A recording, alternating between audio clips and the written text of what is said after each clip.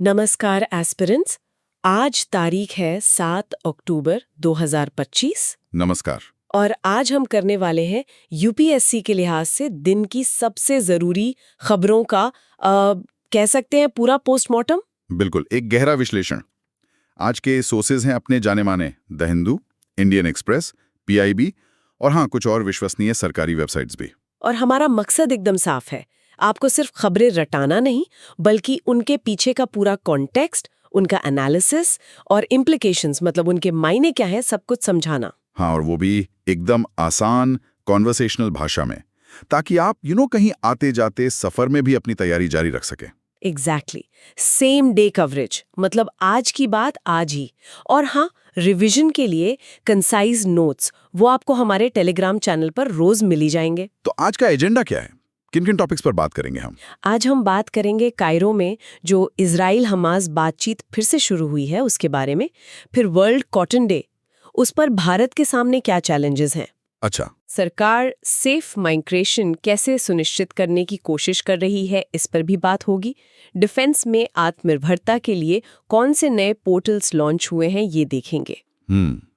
और आखिर में महर्षि वाल्मीकि जयंती का क्या महत्व है, इस पर भी चर्चा करेंगे। वाह, मतलब international relations, economy, polity and governance, security, culture, सब कवर होगा। जी हाँ। और साथ में एथिक्स का एक case study, prelims facts, mains questions, quiz और फ्लैश कार्ड्स भी होंगे। तो बने रहिए, क्योंकि ये एनालिसिस आपकी तैयारी को एक सॉलिड बूस्ट देगा, ये पक्का है। चलिए तो फिर शुरू करते हैं। पहला segment, international relations. International relations, अंतर्राष्ट्रीय संबंध। तो पहली और शायद आज की सबसे बड़ी हेडलाइन यही है कि इजराइल हमास टॉक्स, मतलब इजराइल हमास वार्ता, इजिप्ट में फिर शुरू हो गई हैं और भारत ने अपने टू स्टेट सोल्यूशन वाले स्टैंड को फिर से दोहराया है। हाँ, और ये बातचीत की टाइमिंग बहुत महत्वपूर्ण है। आज 7 अक्टूबर 2025 है। ठीक 2 साल पहले 7 अक्टूबर 2023 को वो हमला हुआ था जिसने इस गाजा युद्ध की शुरुआत की। तो इस दूसरी बरसी पर यह बातचीत होना अपने आप में एक बड़ा सिग्नल है। सही कहा। तो ये बातचीत हो कहाँ रही है और क्या ये डायरेक्ट टॉक्स हैं? ये बातचीत हो रही है कायरो में, जो इजिप्ट की राजधानी है, कायरो, इजिप्ट। और नहीं, ये डायरेक्ट टॉक्स नहीं है, ये इनडायरेक्ट टॉक्स है, मतलब अप्रत्यक्ष वार्ता। इजराइल और हमास के डेलीगेशंस यानी प्रतिनिधिमंडल आमने सामने नहीं बैठ रहे। अच्छा, तो फिर बात कैसे हो रही है? मीडिएटर्स के जरिए, मध्यस्थ हैं इसमें। वो एक पक्ष से बात करते हैं, फिर दूसरे पक्ष तक संदेश ले जाते हैं। और ये मीडिएटर्स कौन है? मीडिएटर्स हैं इजिप्ट और कतर, मिस्र और कतर, और इन्हें यूएस का भी समर्थन हासिल है। उनके पीस प्लान के तहत ये बातचीत हो रही है। इजिप्ट और कतर, ये नाम याद रखने वाले हैं। ठीक है। कायरो, इजिप्ट में इनडायरेक्ट टॉक्स, मीडिएटर्स हैं इजिप्ट और कतार। एजेंडा क्या है इन टॉक्स का? मुख्य मुद्दा क्या है?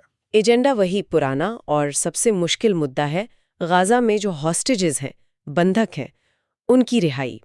और इसके बदले में इजरायली जेलों में जो फिलिस्तीनी कैदी बंद हैं, उनकी रिहाई। तो किन शर्तों पर ये अदला बदली हो, यही तय करना है। काफी पेचीदा मामला है। माहौल कैसा है बातचीत का? कुछ पॉजिटिव खबर है? देखिए, शुरुआती रिपोर्ट्स कह रही हैं कि पहला दौर पॉजिटिव एटमॉस्फेयर में खत्म हुआ है, मतलब एक सकारात्मक माहौल रहा, और बातचीत आगे भी जारी रहेगी। लेकिन हमें ये भी याद रखना होगा कि ज़मीनी हकीकत अभी भी गंभीर है। गाजा में इजरायली हमले जारी हैं और इंटरनेशनल प्रेशर भी दोनों तरफ बना हुआ है। बिल्कुल। अब आते हैं भारत के रुख पर। भारत ने क्या कहा है इस ताज़ा डेवलपमेंट पर?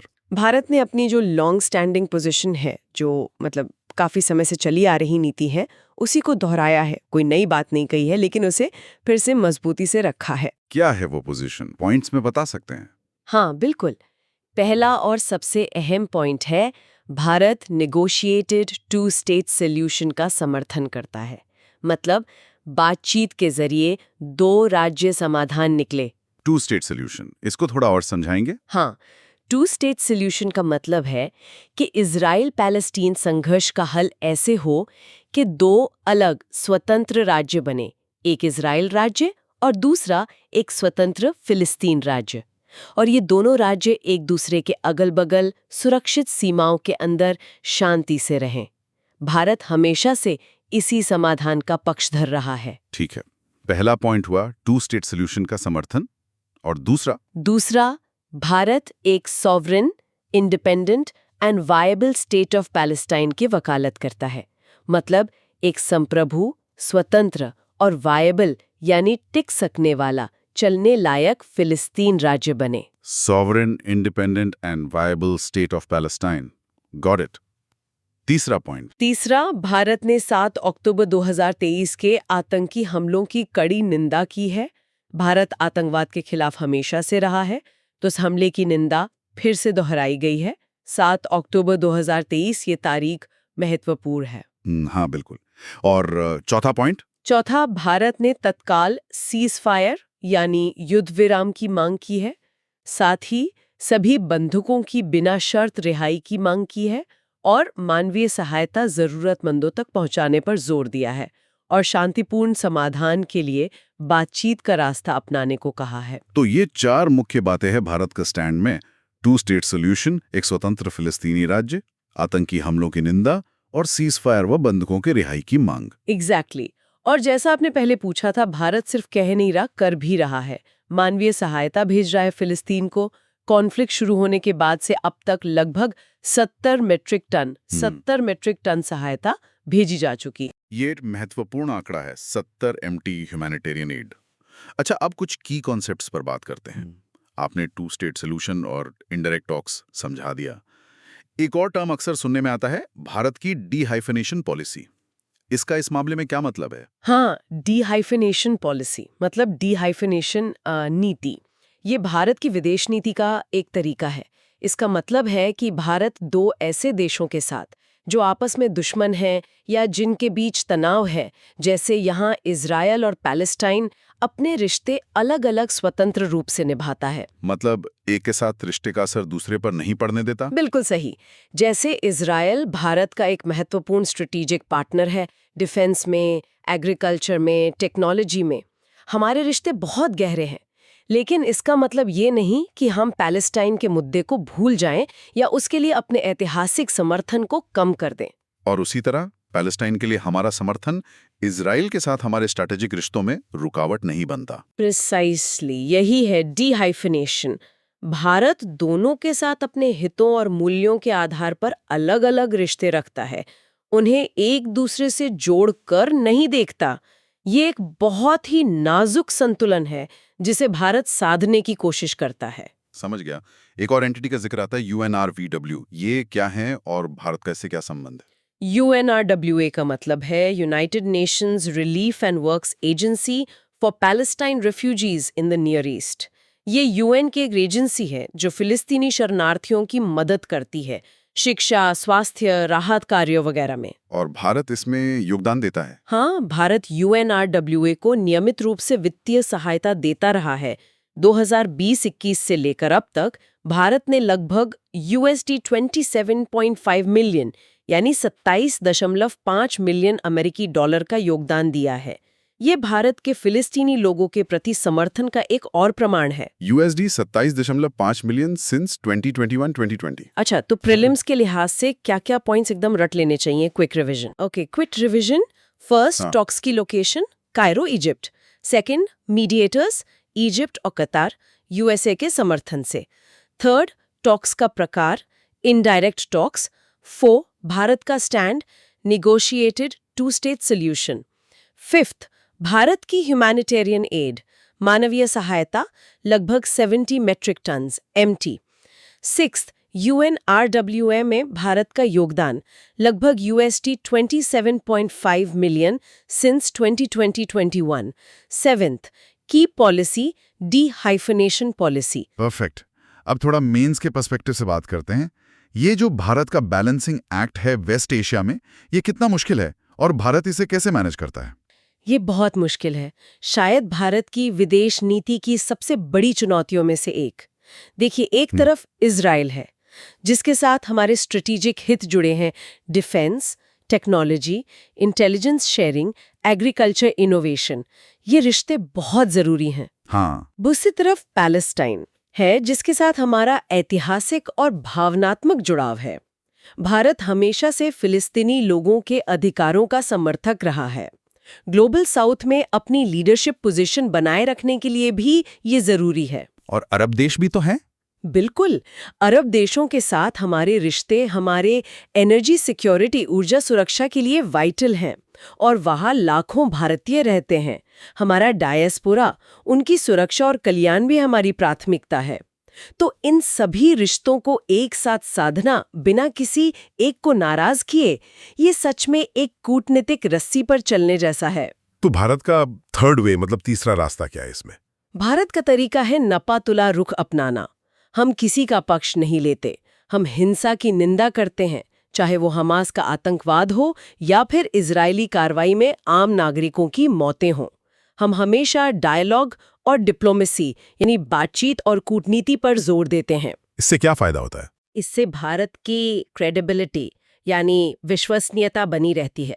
दुनिया देखती है कि भारत एक जिम्मेदार देश है जो शांति चाहता है और किसी खेमेबाजी में नहीं पड़ता। ये भारत को एक संभावित पीस ब्रोकर के रूप में भी स्थापित करता है, भले ही अभी भूमिका छोटी हो। आपने बातचीत की टाइमिंग यानी दूसरी बरसी का जिक्र किया था। इसका क्या प्रतीकात्मक महत्व है? क्या इससे समाधान की उम्मीद बढ़ती है? प्रतीकात्मक महत्व तो बहुत है। ये एक तरह से याद दिलाता है कि 2 साल हो गए और अब इस विनाशकारी अध्याय को बंद करने का समय है।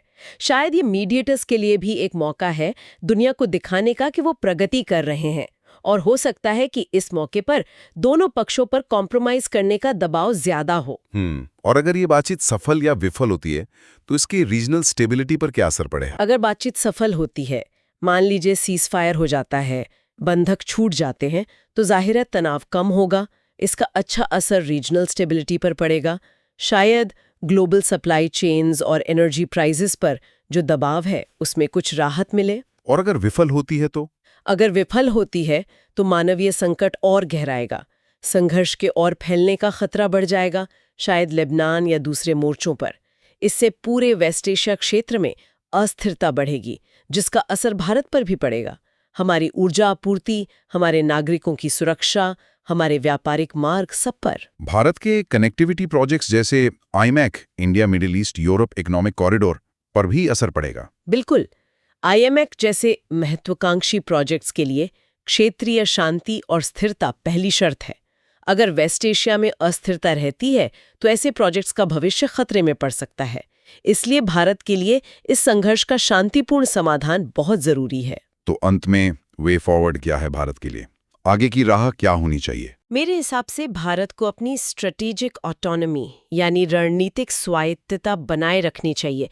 किसी के दबाव में आए बिना अपने हितों के हिसाब से फैसले लेने चाहिए। और सभी पक्षों के साथ कंस्ट्रक्टिव एंगेजमेंट यानी सकारात्मक बातचीत जारी रखनी चाहिए। इजराइल, पैलेस्टाइन, अरब देश, ईरान, यूएस, सबके साथ। इजिप्ट और कतार के मीडिएशन एफर्ट्स को समर्थन देना चाहिए और पैलेस्टाइन को मानवीय सहायता बढ़ाना चाहिए, क्योंकि वहां स्थिति बहुत गंभीर है। ये भारत की जो पुरानी नीतियां रही हैं जैसे NAM, non aligned movement, Panchsheel, उनके अनुरूप भी है। हाँ बिल्कुल, ये उसी विदेश नीति की निरंतरता है जो शांति, सह अस्तित्व और बातचीत पर जोर देती है। ऑपरेशन अजय, जिससे हमने इजराइल से भारतीयों को निकाला था, वो भी दिखाता है कि भारत अपने नागरिकों की सुरक्षा को कितनी प्राथमिकता देता है। तो ये पूरा मामला भारत की विदेश नीति के कई पहलुओं को छूता है। बहुत बढ़िया विश्लेषण। मुझे लगता है इजराइल हमास टॉक्स और भारत के रुख पर हमने काफी विस्तार से बात कर ली है। हाँ, ये एक जरूरी मुद्दा था। इकोनॉमी, अर्थव्यवस्था। चलिए अब रुख करते हैं अर्थव्यवस्था की ओर। आज 7 अक्टूबर को वर्ल्ड कॉटन डे यानी विश्व कपास दिवस मनाया जा रहा है। फोकस है भारत की भूमिका और इस सेक्टर की चुनौतियों पर। तो सबसे पहले ये दिन क्यों मनाया जाता है और भारत के लिए इतना खास क्यों है? देखिए, वर्ल्ड कॉटन डे जो हर साल 7 अक्टूबर को मनाया जाता है, इसे यूएन ने मान्यता दी है। इसका मकसद है दुनिया भर में कॉटन यानी कपास के महत्व को हाईलाइट करना। कपास सिर्फ एक फाइबर नहीं है, ये लाखों लोगों की आजीविका का साधन है, खासकर डेवलपिंग नेशंस में। लाखों लोगों की आजीविका, इसमें किसान, मजदूर सब शामिल हैं? हाँ, किसान जो इसे उगाते हैं, फिर जिनिंग फैक्ट्रीज में काम करने वाले मजदूर, स्पिनिंग मिल्स के वर्कर, टेक्सटाइल इंडस्ट्री में लगे लोग, फैशन इंडस्ट्री तक, पूरी एक लंबी चेन है। तो ये दिन उन सब की मेहनत और कपास के आर्थिक योगदान को सेलिब्रेट करता है। और भारत के लिए इसकी क्या अहमियत है? भारत के लिए ये दिन बहुत ज्यादा महत्वपूर्ण है, क्योंकि भारत दुनिया का सबसे बड़ा कॉटन प्रोड्यूसर है। सबसे बड़ा। हम ग्लोबल प्रोडक्शन का 25% से भी ज्यादा उगाते हैं। सोचिए, दुनिया का 1/4 कपास भारत से आता है। वाओ, 25% से ज्यादा? ये तो बहुत बड़ा आंकड़ा है। हाँ, ये बहुत बड़ा है। इसलिए कपास भारतीय अर्थव्यवस्था के लिए, हमारी एग्रीकल्चर के लिए और हमारी विशाल टेक्सटाइल इंडस्ट्री के लिए कक्की महत्वपूर्ण है, माने खूब बेसी गुरुत्वपूर्ण।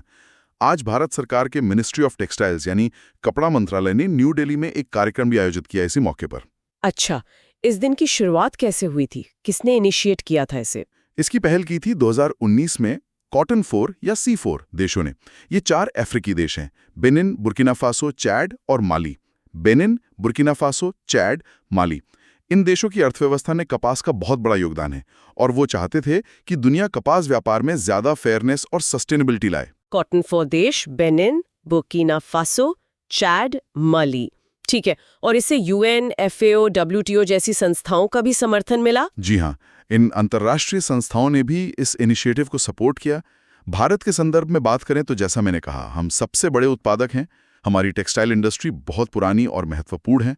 सरकार भी इसमें काफी दखल देती है, जैसे मिनिमम सपोर्ट प्राइस यानी न्यूनतम समर्थन मूल्य तय करना। MSP, ये किसानों के लिए एक तरह का सेफ्टी नेट है? हाँ, सरकार एक न्यूनतम कीमत तय कर देती है कि अगर बाजार में दाम उससे नीचे गिरे तो सरकार उस MSP कर किसानों से कपास खरीदेगी।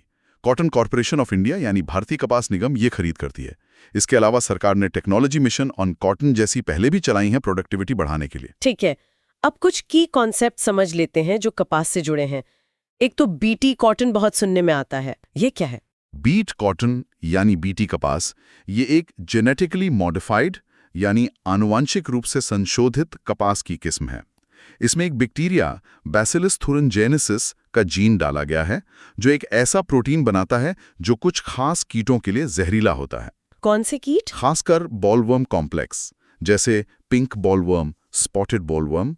ये कीड़े कपास की फसल को बहुत नुकसान पहुंचाते थे। बीट कॉटन आने के बाद इनसे काफी हद तक निजात मिली और भारत में कपास का उत्पादन बहुत बढ़ा। हालांकि अब पिंक बॉलवर्म में इसके प्रति रेजिस्टेंस भी देखने को मिल रही है, जो एक नई चिंता है। ये तो चैलेंज है। दूसरा कंसेप्ट है farm to fashion value chain. ये क्या है? Farm to fashion value chain मतलब खेत से फैशन तक की पूरी श्रृंखला। ये कपास की पूरी जर्नी को दिखाता है। फार्म माने खेत, जहां कपास उगता है। फिर होती है जिनिंग, यानी कपास से बीज, बिनौला और लेशे, लिंड को अलग करना। इसे ओटाई कहते हैं। जिनिंग के बाद आता है स्पिनिंग, यानी रेशों से धागा, यार्न बनाना, जिसे कताई कहते हैं। फिर उस धागे से वीविंग यानी बुनाई या निटिंग, गुंथाई करके फैब्रिक यानी कपड़ा बनता है। और आखिर में उस कपड़े से गारमेंट मैन्युफैक्चरिंग होती है, यानी पहनने वाले कपड़े बनते हैं। यही है फैशन वाला एंड। तो फार्म से लेकर फैशन तक ये पूरी वैल्यू चेन है। काफी लंबी चेन है ये तो। इसमें हर स्टेज पर वैल्यू एडिशन होता है। हाँ बिल्कुल, हर स्टेज पर वैल्यू ऐड होती है और रोजगार पैदा होता है। एक और बात जो शायद कम लोग जानते हैं, कपास सिर्फ फाइबर क्रॉप नहीं है, ये फूड क्रॉप भी है। फूड क्रॉप कैसे? इसके बीज से, जिसे बिनौला कहते हैं, कॉटन सीड ऑयल निकलता है। ये खाने में इस्तेमाल होता है और तेल निकालने के बाद जो बचता है उसे खल कहते हैं, जो पशुओं के चारे के काम आता है। इसमें प्रोटीन काफी होता है। तो कपास हमें रेशा भी देता है और खाना भी। अरे वाह, ये तो इंटरेस्टिंग है। कॉटन सीड ऑयल एंड मील। अच्छा, प्रीलिम्स के लिए फटाफट की पॉइंट्स बता दीजिए। जरूर। Prelims pointers. 1. World cotton day date October 7, 7 अक्टूबर। 2. इंडियाज रैंक, लार्जेस्ट प्रोड्यूसर, सबसे बड़ा उत्पादक। 3. Major producing states in India, Gujarat, Maharashtra, Telangana, Andhra Pradesh, Karnataka. ये नाम याद रखें, Gujarat, Maharashtra, Telangana, Andhra Pradesh, Karnataka. 4. Cotton 4 C4 countries, Benin, Burkina Faso, Chad, Mali. ये भी दोबारा सुन लीजिए, Benin, Burkina Faso, Chad, Mali. 5. Key concept, BT cotton, GM crop for pest resistance. 6.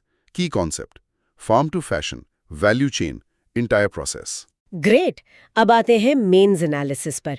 भारतीय अर्थव्यवस्था के लिए कपास का महत्व तो हमने समझ लिया, रोजगार, कृषि, GDP, एक्सपोर्ट्स। लेकिन इस सेक्टर के सामने मुख्य चुनौतियां क्या हैं? आपने कुछ का जिक्र किया, थोड़ा विस्तार से बताइए। हाँ, चुनौतियां कई हैं और गंभीर हैं। पहली है प्राइस वॉलेटिलिटी, यानी कीमतों में बहुत ज़्यादा उतार चढ़ाव। एमएसपी है लेकिन उसकी पहुंच और प्रभाव सीमित है। बाजार की कीमतें अक्सर गिर जाती हैं, जिससे किसानों को भारी नुकसान होता है। उनकी आय अस्थिर रहती है। दूसरी चुनौती। दूसरी है पेस्ट अटैक्स, कीटों का हमला।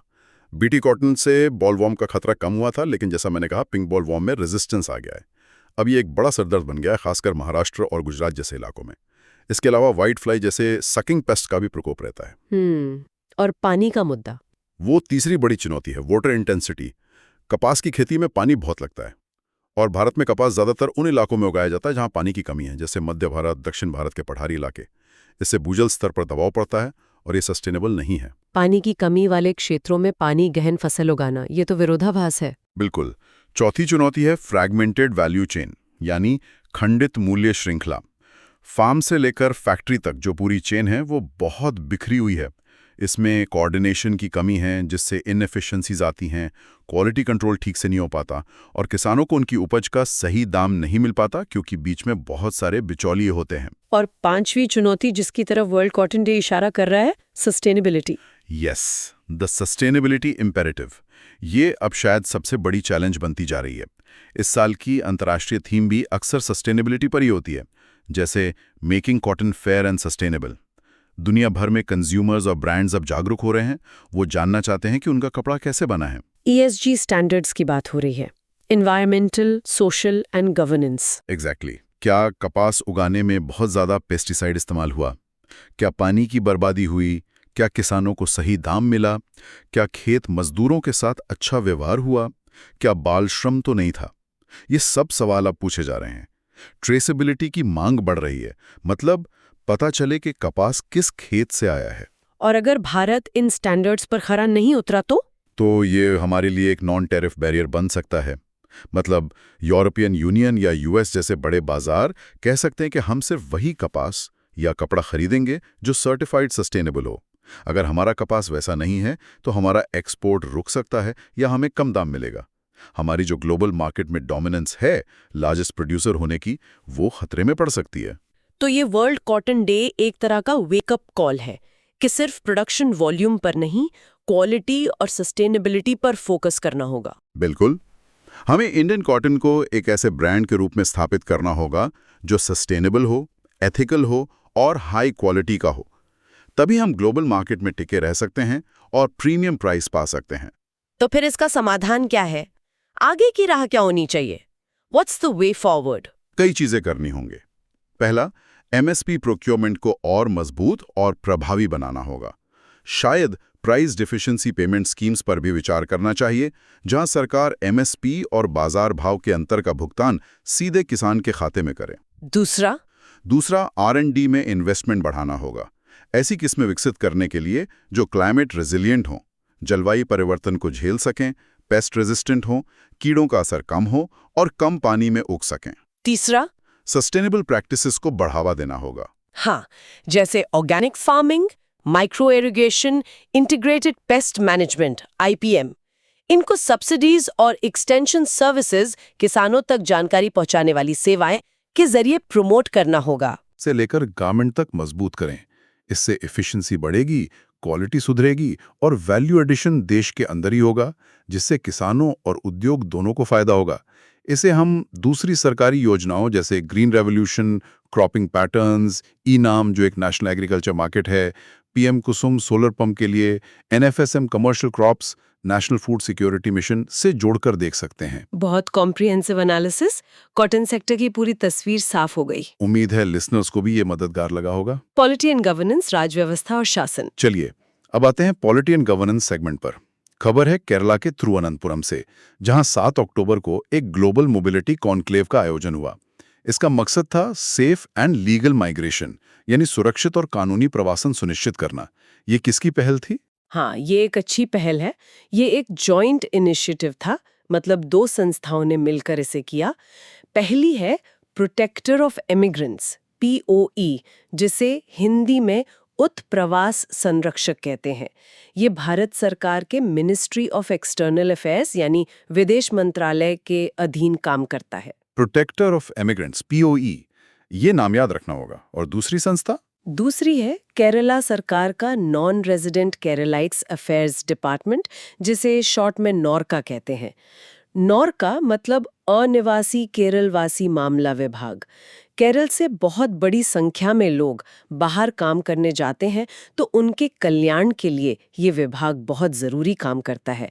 तो पीओई, एमईए और नॉर्का, केरला गवर्नमेंट ने मिलकर ये कॉन्क्लेव थिरुवनंतपुरम में आयोजित किया 7 अक्टूबर को। तिरुवनंतपुरम, केरला, ठीक है। इस कॉन्क्लेव का उद्देश्य क्या था? क्या हासिल करना चाहते थे इससे? मुख्य उद्देश्य था सेफ, ट्रांसपेरेंट और एक्सप्लॉयटेशन फ्री ओवरसीज रिक्रूटमेंट के लिए स्ट्रैटेजीज बनाना। मतलब जो लोग विदेश नौकरी के लिए जाते हैं, उनकी भर्ती सुरक्षित तरीके से हो, पूरी पारदर्शिता हो और उनका शोषण न हो। शोषण किस तरह का? कई तरह का होता है। फ्रॉडुलेंट एजेंसीज मतलब धोखाधड़ी करने वाली एजेंसियां उनसे बहुत ज्यादा फीस ले लेती हैं, नकली नौकरी का वादा करती हैं, विदेश पहुंचने पर कॉन्ट्रैक्ट बदल देती हैं, पासपोर्ट जब्त कर लेती हैं, बंधुआ मजदूरी करवाती हैं, ह्यूमन ट्रैफिकिंग तक के मामले सामने आते हैं। तो इन सब पर लगाम लगाना एक बड़ा मकसद था। ये तो बहुत गंभीर समस्याएं हैं। और क्या उद्देश्य था? एक और बड़ा फोकस था माइग्रेंट वर्कर्स के लिए रोबस्ट कंप्लेंट रिड्रेसल मैकेनिज्म्स बनाना। मतलब अगर किसी प्रवासी मजदूर के साथ विदेश में कुछ गलत होता है, तो उसके लिए शिकायत दर्ज कराने और उसका समाधान पाने का एक मजबूत और भरोसेमंद तंत्र होना चाहिए। इसमें शामिल कौन-कौन लोग हुए? पार्टिसिपेंट्स कौन थे? इसमें केंद्र और राज्य सरकार के अधिकारी थे, स्किल डेवलपमेंट एजेंसीज थीं, इंटरनेशनल ऑर्गेनाइजेशंस जैसे आईएलओ वगैरह के प्रतिनिधि थे, और जो लाइसेंस्ड रिक्रूटमेंट एजेंट्स हैं वो भी शामिल थे। अच्छा, इसके पीछे का लीगल और इंस्टीट्यूशनल फ्रेमवर्क क्या है? कौन सा कानून है जो इमिग्रेशन को गवर्न करता है? मुख्य कानून है द इमिग्रेशन एक्ट 1983, उत्प्रवासन अधिनियम 1983। ये कानून ओवरसीज एम्प्लॉयमेंट के लिए भारतीय नागरिकों के इमिग्रेशन को रेगुलेट करता है। इसका मुख्य लक्ष्य ही प्रवासी श्रमिकों को शोषण से बचाना है। और इस एक्ट को लागू कौन करता है? जैसा मैंने बताया, प्रोटेक्टर ऑफ इमिग्रेंट्स पीओई का कार्यालय, जो एमईए के तहत है, वो इस एक्ट को लागू करता है। उनका काम है रिक्रूटिंग एजेंट्स को रजिस्ट्रेशन देना, उनके काम पर नजर रखना और इमिग्रेंट्स के हितों की रक्षा करना। देश भर में पीओई के ऑफिसेज हैं। और नॉर्का का क्या रोल है? नॉर्का केरल सरकार का विभाग है जो राज्य के विशाल डायस्पोरा यानी प्रवासी समुदाय के कल्याण के लिए काम करता है। ये प्री डिपार्चर ओरिएंटेशन देता है, विदेशों में फंसे लोगों की मदद करता है, लौटने वालों के पुनर्वास में सहायता करता है। नॉर्का का मॉडल कई दूसरे राज्यों के लिए भी एक मिसाल है। एक ई-माइग्रेट पोर्टल का भी जिक्र आया था, वो क्या है? हाँ, ई-माइग्रेट पोर्टल ये एमईए का एक डिजिटल प्लेटफॉर्म है। इसे इमिग्रेशन प्रक्रिया को ज्यादा ट्रांसपेरेंट बनाने के लिए लॉन्च किया गया था। ये foreign employers, registered recruitment agents और इमिग्रेंट्स जो लोग बाहर जा रहे हैं को एक प्लेटफॉर्म पर लाता है। इससे पूरी प्रक्रिया ऑनलाइन मॉनिटर की जा सकती है। ठीक है, अब कुछ की टर्म्स समझ लेते हैं। एक होता है ECR passport, immigration check required. ये क्या चीज़ है? पासपोर्ट धारकों को जारी किया जाता है जिन्होंने 10वीं कक्षा पास नहीं की है या जिनकी शैक्षणिक योग्यता कम है। ऐसे लोगों को 18 चिन्हित देशों में रोजगार के लिए जाने से पहले पीओई से इमिग्रेशन क्लियरेंस लेनी होती है। ऐसा क्यों? ये मुख्यतः कम कुशल श्रमिकों, लो स्किल्ड वर्कर्स को विदेश में शोषण से बचाने के लिए एक सुरक्षा उपाय है। माना जाता है कि ये लोग ज्यादा वल्नरेबल होते हैं।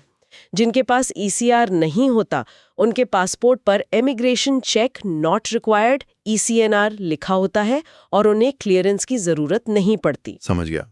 ECR is a protection major for potentially vulnerable workers. दूसरा टर्म था फ्रॉडुलेंट रिक्रूटमेंट। इसके बारे में थोड़ा और बताइए। फ्रॉडुलेंट रिक्रूटमेंट यानी धोखाधड़ी वाली भर्ती। इसमें कई तरह की चीजें शामिल हैं, जैसे अनरजिस्टर्ड एजेंट्स जो अवैध रूप से काम करते हैं, या रजिस्टर्ड एजेंट्स जो बेईमानी करते हैं, नौकरी दिलाने के नाम पर बहुत ज़्यादा फीस वसूलना, झूठे वादे करना, नकली वीज़ा या नौकरी का ऑफर लेटर देना। और विदेश पहुंचने के बाद वहां पहुंचने पर पता चलता है कि नौकरी वो नहीं है जो बताई गई थी, या सैलरी बहुत कम है, या काम करने के हालात बहुत खराब है। कई बार तो एजेंट्स लोगों को विदेश भेजकर छोड़ देते हैं और वो वहां फंस जाते हैं। ये मानव तस्करी का भी रूप ले सकता है। बहुत ही भयानक स्थिति है ये तो। तीसरा टर्म था ग्रीवेंस रिड्रेसल मैकेनिज्म, यानी शिकायत निवारण तंत्र। हाँ, ये एक फॉर्मल सिस्टम होता है जहां लोग, खासकर प्रवासी मजदूर, अपनी शिकायतें दर्ज करा सकते हैं, चाहे वो भर्ती एजेंट के खिलाफ हो या विदेश में अपने एम्प्लॉयर के खिलाफ। और फिर उन शिकायतों की जांच होती है और समाधान निकालने की कोशिश की जाती है। जैसे मदद पोर्टल है MEA का, या दूतावासों में कम्युनिटी वेलफेयर विंग्स होते हैं। लेकिन ये तंत्र अभी उतने मजबूत नहीं है, इसीलिए कॉन्क्लेव में इस पर जोर दिया गया। ठीक है, प्रीलिम्स पॉइंट्स क्या निकल कर आते हैं इस सेगमेंट से? Prelims pointers: point, conclave organisers, protector of immigrants POE, MEA का हिस्सा और नॉर्का गवर्नमेंट ऑफ केरला का विभाग। Point 2, location, Thiruvananthapuram, Kerala. Point 3, key objectives, curb fraud in recruitment, formulate better complaint redressal mechanisms for migrants. Point 4, relevant act, the Immigration Act 1983, 1983. 5, key terms, ECR, immigration check required, POE, protector of immigrants, NORCA. Perfect. अब mains analysis पर आते हैं। ये conclave centre state collaboration का कैसा उदाहरण पेश करता है? सहकारी संघवाद के लिहाज से इसका क्या महत्व है? ये कोऑपरेटिव फेडरलिज्म यानी सहकारी संघवाद का एक टेक्स्ट बुक एग्जाम्पल है। देखिए, इमिग्रेशन का विषय कॉन्स्टिट्यूशन की यूनियन लिस्ट में आता है, यानी इस पर कानून बनाने का अधिकार केंद्र सरकार का है, जैसे इमिग्रेशन एक्ट 1983। हाँ, लेकिन माइग्रेशन के जो ज़मीनी पहलू हैं, जो सोशियो इकोनॉमिक एस्पेक्ट्स हैं, वो राज्यों से जुड़े होते हैं। जैसे लोग किस राज्य से जा रहे हैं, उनकी स्किल डेवलपमेंट करना, उनके परिवारों का कल्याण, लौटने पर उनका पुनर्वास, ये सब राज्य सरकारें देखती हैं। केरला, पंजाब, UP, बिहार जैसे राज्य जहां से बड़ी संख्या में लोग बाहर जाते हैं, उनकी भूमिका बहुत अहम हो जाती है। तो ये कॉन्क्लेव दिखाता है कि केंद्र, MIPOI और राज्य जैसे केरला, नॉर्का को मिलकर काम करना होगा। बिल्कुल, इफेक्टिव माइग्रेशन गवर्नेंस तभी हो सकती है जब सेंटर स्टेट पार्टनरशिप मजबूत हो। ये दिखाता है कि कैसे राष्ट्रीय कानूनों को जमीनी स्तर पर लागू करने के लिए राज्यों का सहयोग जरूरी है। ये गवर्नेंस GS पेपर 2 के लिए एक अच्छा पॉइंट है। आपने कहा कि कॉन्क्लेव में कंप्लेन रिड्रेसल मैकेनिज्म्स बनाने पर फोकस था। क्या ये इशारा करता है कि मौजूदा सिस्टम में कमियां हैं, गैप्स क्या हैं? हाँ, ये साफ तौर पर इशारा करता है कि करंट फ्रेमवर्क में गैप्स हैं। माइग्रेंट वर्कर्स को न्याय पाने में बहुत सारी दिक्कतें आती हैं। पहली बात तो जुरिस्डिक्शनल इश्यूज होते हैं। भर्ती भारत में हुई, एजेंट भारत में है, लेकिन शोषण विदेश में हुआ। किस देश का कानून लागू होगा, जांच कैसे होगी? दूसरी दिक्कत? दूसरा है पावर इम्बैलेंस। एक अकेला गरीब मजदूर विदेश में एक बड़े एम्प्लॉयर या ताकतवर एजेंट के खिलाफ कैसे लड़ेगा? उसके पास संसाधन नहीं होते, जानकारी नहीं होती। और जानकारी की कमी भी एक मुद्दा है। हाँ, लैक ऑफ अवेयरनेस। बहुत से मजदूरों को अपने अधिकारों के बारे में पता ही नहीं होता। उन्हें नहीं पता होता को शिकायत कहाँ करनी है, किससे मदद मांगनी है। तो ये जो कॉन्क्लेव शिकायत निवारण तंत्र बनाने पर जोर दे रहा है, ये दिखाता है कि पॉलिसी लेवल पर एक माइग्रेंट सेंट्रिक जस्टिस सिस्टम बनाने की तरफ पुश है। और क्या 1983 का कानून आज की जरूरतों के हिसाब से पर्याप्त है? लेजिस्लेटिव रिफॉर्म की बात क्यों हो रही है? देखिए, 1983 का एक्ट जब बना था तब माइग्रेशन का लैंडस्केप बहुत अलग था। ज्यादातर लोग खाड़ी देशों में लो स्किल जॉब्स के लिए जाते थे। आज माइग्रेशन ज्यादा डाइवर्स हो गया है। लोग यूरोप, कनाडा, ऑस्ट्रेलिया जा रहे हैं, स्किल जॉब्स में जा रहे हैं। स्टूडेंट माइग्रेशन बढ़ गया है। एक्सप्लॉयटेशन के तरीके भी बदल गए हैं, ज्यादा सोफिस्टिकेटेड हो गए हैं। तो कानून पुराना पड़ गया है? हाँ, कई एक्सपर्ट्स मानते हैं कि 1983 का एक्ट अब आउटडेटेड हो गया है। ये आज के कॉम्प्लेक्स माइग्रेशन चैलेंजेस को पूरी तरह एड्रेस नहीं कर पाता। इसीलिए एक नए कॉम्प्रिहेंसिव इमिग्रेशन मैनेजमेंट लॉ की ज़रूरत महसूस की जा रही है, जो ज़्यादा डायनामिक हो, जिसमें टेक्नोलॉजी का इस्तेमाल हो और जो सभी तरह के प्रवासियों के हितों की रक्षा कर सके। सरकार एक इमिग्रेशन मैनेजमेंट बिल लाने पर विचार भी कर रही है। तो इस कॉन्क्लेव के इम्प्लीकेशंस क्या हो सकते हैं? शॉर्ट टर्म और लॉन्ग टर्म में क्या बदलाव आ सकते हैं? शॉर्ट टर्म में हो सकता है कि रिक्रूटमेंट एजेंसीज की जांच थोड़ी सख्त हो जाए, नियमों का एनफोर्समेंट बेहतर हो, राज्यों और केंद्र के बीच इंफॉर्मेशन शेयरिंग बढ़े। मीडियम टर्म में? मीडियम टर्म में शायद कुछ पायलट प्रोजेक्ट शुरू हों, जैसे एक model code of conduct for recruiters या एक इंटीग्रेटेड ग्रीवेंस रिड्रेसल सिस्टम जो पीओई, दूतावासों और राज्य सरकारों को जोड़े। और लॉन्ग टर्म में? लॉन्ग टर्म में उम्मीद है कि ये इमिग्रेशन मैनेजमेंट बिल को गति देगा, जिससे एक ज्यादा रोबस्ट और मॉडर्न लीगल फ्रेमवर्क बनेगा जो भारतीय प्रवासियों को बेहतर सुरक्षा प्रदान कर सकेगा। तो वे फॉरवर्ड क्या सुझाएंगे आप? आगे क्या किया जाना चाहिए? पहला, ये जो सेंटर स्टेट कोलैबोरेशन का मॉडल केरला में दिखा है, पीओई, नॉर्का, इसे दूसरे 100 स्टेट्स के साथ भी दोहराया जाना चाहिए। यूपी, बिहार, पंजाब, तेलंगाना, इन सब राज्यों को भी ऐसी ही पार्टनरशिप बनानी चाहिए। दूसरा, कानूनी सुधार? हाँ, 1983 एक्ट को अमेंड करें या नया बिल जल्दी लाएं, ये बहुत जरूरी है। और तीसरा, टेक्नोलॉजी का इस्तेमाल? बिल्कुल, टेक्नोलॉजी का भरपूर उपयोग करना चाहिए। एक यूनिफाइड डिजिटल पोर्टल बनाया जा सकता है जो recruitment, skill certification, pre departure orientation, insurance और ग्रीवेंस रिड्रेसल सबको इंटीग्रेट करे। इससे पूरी प्रक्रिया ज्यादा ट्रांसपेरेंट और एफिशिएंट हो जाएगी। इसे हम centre state relations, union list, role of diaspora in Indian economy और सरकारी योजनाओं जैसे प्रवासी कौशल विकास योजना (PKBY) और Indian community welfare fund (ICWF) से जोड़कर देख सकते हैं। डेफिनेटली, ये गवर्नेंस और सोशल जस्टिस GS पेपर 2 दोनों के लिहाज से एक महत्वपूर्ण टॉपिक है। बहुत अच्छे से समझाया आपने।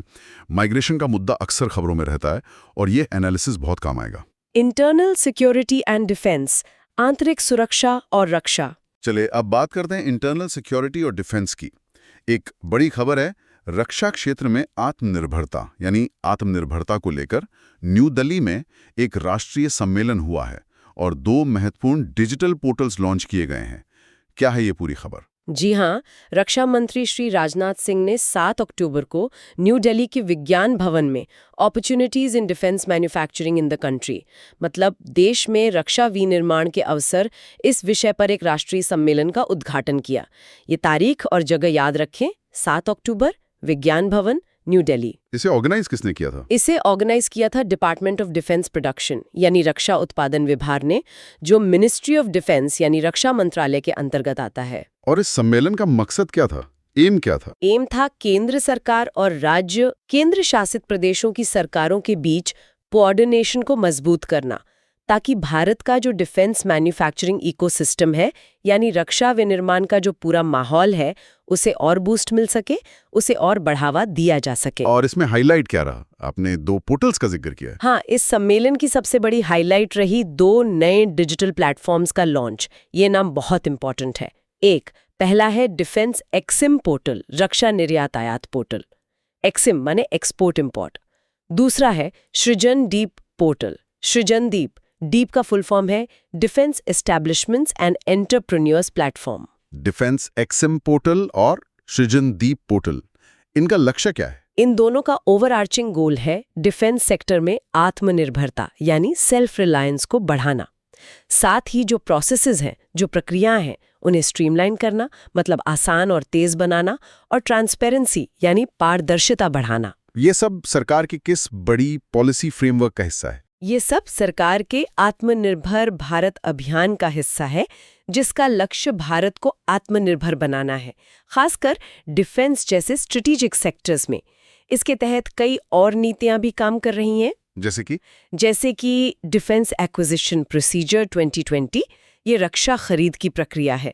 इसमें बाय इंडियन IDDM कैटेगरी को सर्वोच्च प्राथमिकता दी गई है। IDDM का मतलब है indigenously designed, developed and manufactured, यानी वो हथियार या उपकरण जो भारत में ही डिजाइन हुआ हो, यहीं डेवलप हुआ हो और यहीं बना हो। अच्छा, यानी स्वदेशी पर पूरा जोर। बिल्कुल। फिर सरकार ने पॉजिटिव इंडिजिनाइजेशन लिस्ट्स या सकारात्मक स्वदेशीकरण सूची भी जारी की हैं। ये उन डिफेंस आइटम्स की लिस्ट हैं जिनका आयात अब धीरे धीरे बंद कर दिया जाएगा और उन्हें सिर्फ डोमेस्टिक सोर्सेज से यानी भारतीय कंपनियों से ही खरीदा जाएगा। अब तक ऐसी कई लिस्ट्स आ चुकी हैं।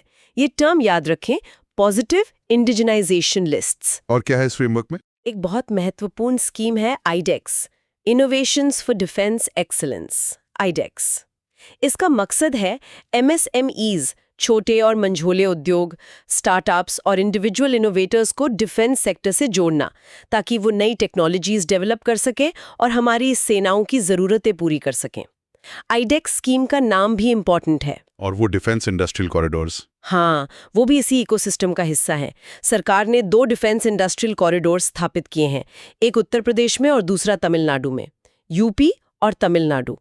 इनका मकसद है इन राज्यों में डिफेंस मैन्युफैक्चरिंग के लिए एक पूरा सपोर्टिव इकोसिस्टम बनाना, जिसमें इंफ्रास्ट्रक्चर हो, टेस्टिंग फैसिलिटीज हो, स्किल्ड मैन पावर हो। तो ये पूरा एक मल्टी प्रोंग्ड अप्रोच है आत्मनिर्भरता के लिए। DAP 2020, indigenisation lists, iDEX, defence corridors और अब ये 2 नए पोर्टल्स। एग्जैक्टली। अब कुछ की कॉन्सेप्ट समझ लेते हैं इस संदर्भ में। पहला है इंडिजनाइजेशन, स्वदेशीकरण इसका क्या मतलब है? करते थे। डिफेंस में इसका मतलब है हथियार, उपकरण, प्लेटफॉर्म सब कुछ भारत में ही बनाना।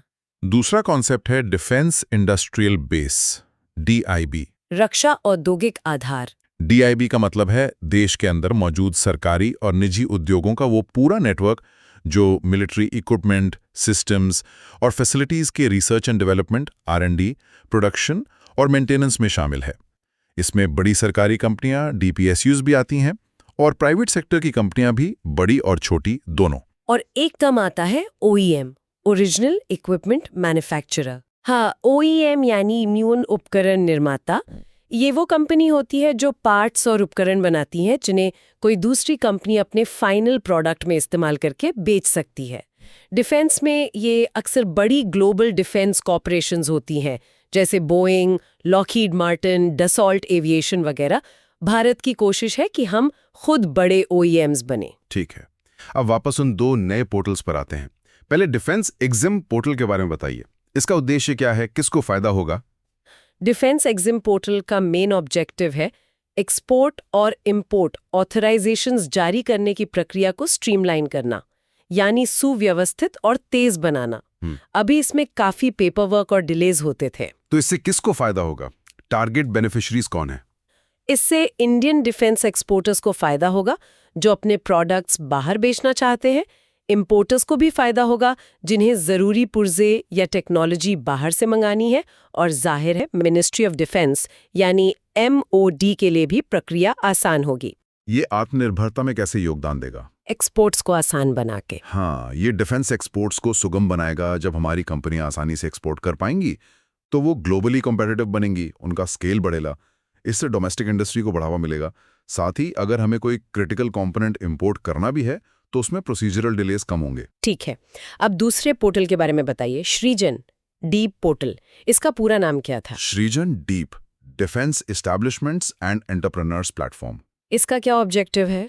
इसका ऑब्जेक्टिव है भारतीय रक्षा उद्योग की कैपेबिलिटीज यानी क्षमताओं और उनके प्रोडक्ट्स का एक डिजिटल रिपोजिटरी बनाना, एक तरह का ऑनलाइन कैटलॉग या डेटाबेस। इसमें क्या जानकारी होगी? इसमें जानकारी होगी कि कौन सी भारतीय कंपनी, चाहे वो बड़ी DPSU हो, MSME हो या स्टार्टअप हो, कौन सा डिफेंस आइटम या सर्विस ऑफर करती है, उसकी क्या स्पेसिफिकेशंस हैं, क्या उसने पहले सेना को सप्लाई किया है वगैरह। इसके टारगेट बेनिफिशियरीज कौन होंगे? सर, दोनों, गवर्नमेंट और प्राइवेट सेक्टर, दोनों लोगों के लिए। इसके मुख्य बेनिफिशियरीज हैं इंडियन डिफेंस इंडस्ट्री इटसेल्फ, खासकर MSMEs और स्टार्टअप्स जिन्हें विजिबिलिटी मिलेगी। Defence public sector undertakings DPSUs भी अपनी कैपेबिलिटीज दिखा सकेंगी। और सबसे बड़े बेनिफिशियरी होंगे आर्म्ड फोर्सेस, सेना, नौसेना, वायुसेना और मोडी, जिन्हें ये पता चलेगा कि देश में क्या क्या उपलब्ध है। और ये आत्मनिर्भरता में कैसे मदद करेगा? ये डोमेस्टिक कैपेबिलिटीज की विजिबिलिटी बढ़ाकर इंपोर्ट सब्स्टिट्यूशन को प्रमोट करेगा। मतलब अगर सेना को कोई चीज चाहिए तो वो पहले इस पोर्टल पर देख सकती है कि क्या कोई भारतीय कंपनी उसे बना सकती है। अगर हाँ, तो बाहर से मंगाने की जरूरत नहीं। ये बायर्स, आर्म्ड फोर्सेस को सेलर्स, इंडियन इंडस्ट्री से जोड़ने का एक बहुत अच्छा प्लेटफॉर्म है। सृजन नाम भी इसलिए रखा होगा, सृजन मतलब क्रिएशन। हाँ बिल्कुल, ये स्वदेशी सृजन को बढ़ावा देगा। चलिए अब मेंस एनालिसिस करते हैं। ये जो 2 पोर्टल्स हैं, इनका स्ट्रेटेजिक सिग्निफिकेंस क्या है? क्या ये सिर्फ प्रक्रिया आसान बनाने के लिए है या इनका कोई बड़ा मतलब है? इनका बड़ा स्ट्रेटेजिक सिग्निफिकेंस है।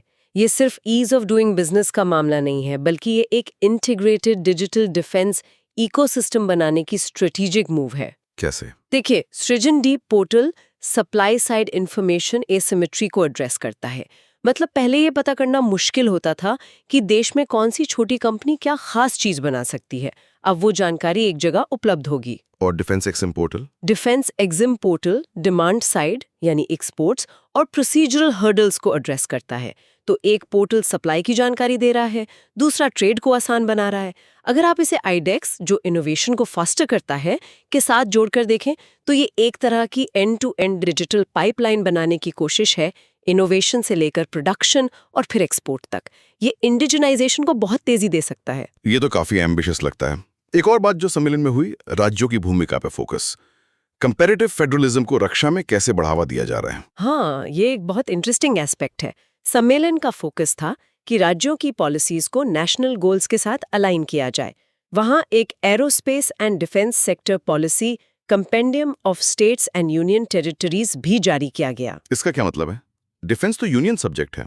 हाँ, डिफेंस यूनियन लिस्ट में है, लेकिन डिफेंस मैन्युफैक्चरिंग जमीन पर होती है, जिसके लिए राज्यों पर निर्भर रहना पड़ता है। Land acquisition, labour laws, infrastructure, बिजली, पानी, सड़कें, लॉ एंड ऑर्डर। तो बिना राज्यों के सहयोग के आप बड़ा डीआईबी नहीं बना सकते। तो सरकार राज्यों को इनकरेज कर रही है? यस, सरकार राज्यों को अपनी खुद की एरोस्पेस एंड डिफेंस पॉलिसीज बनाने के लिए इनकरेज कर रही है, इंसेंटिव्स देने के लिए कह रही है। जैसे यूपी और टीएन ने अपने डिफेंस कॉरिडोर्स के लिए खास नीतियां बनाई हैं। इससे एक कंपेटिटिव एनवायरनमेंट बनता है, राज्य आपस में compete करते हैं इन्वेस्टमेंट अट्रैक्ट करने के लिए। इसके फायदे क्या हैं? इससे डिसेंट्रलाइज होता है, सिर्फ कुछ जगहों पर केंद्रित नहीं रहता। देश के अलग अलग हिस्सों में इंडस्ट्रियल ग्रोथ होती है, हमारी सप्लाई चेन्स ज़्यादा रेजिलिएंट बनती हैं और डिफेंस मैन्युफैक्चरिंग राज्यों के लिए एक इकोनॉमिक डेवलपमेंट का एजेंडा बन जाता है। ये कंपेटिटिव फेडरलिज्म का एक अच्छा उदाहरण है। हाँ, लेकिन चुनौतियां तो अभी भी होंगी। क्या ये पोर्टल्स और पॉलिसीज काफी हैं? चुनौतियां अभी भी काफ़ी हैं। सबसे बड़ी चुनौती है क्रिटिकल टेक्नोलॉजीज में आत्मनिर्भरता, जैसे jet engines, advanced semiconductors, stealth technology. इन क्षेत्रों में हम अभी भी काफ़ी हद तक फॉरेन ओईएम्स पर निर्भर हैं। डोमेस्टिक R&D इकोसिस्टम को और मजबूत करने की ज़रूरत है। और प्राइवेट इन्वेस्टमेंट को अट्रैक्ट करना भी एक चैलेंज है। डिफेंस प्रोजेक्ट्स में जेस्टेशन पीरियड बहुत लंबा होता है, रिटर्न्स आने में सालों लग जाते हैं। तो प्राइवेट सेक्टर को और ज़्यादा इंसेंटिव्स और रिस्क शेयरिंग मैकेनिज्म्स चाहिए होंगे। लाल फीताशाही को भी कम करना होगा। तो इम्प्लीकेशंस क्या देखते हैं आप इन डेवलपमेंट्स के? शॉर्ट टर्म में ईज ऑफ डूइंग बिजनेस बढ़ेगा, अप्रूवल्स तेज होंगे। मीडियम टर्म में डिफेंस सप्लाई चेन में MSMEs और स्टार्टअप्स की भागीदारी बढ़ेगी, इंपोर्ट सब्स्टिट्यूशन में इजाफा होगा। और लॉन्ग टर्म में उम्मीद है कि भारत का DIB ज़्यादा डाइवर्सिफाइड, रिजिलिएंट और ग्लोबली कॉम्पिटिटिव बनेगा।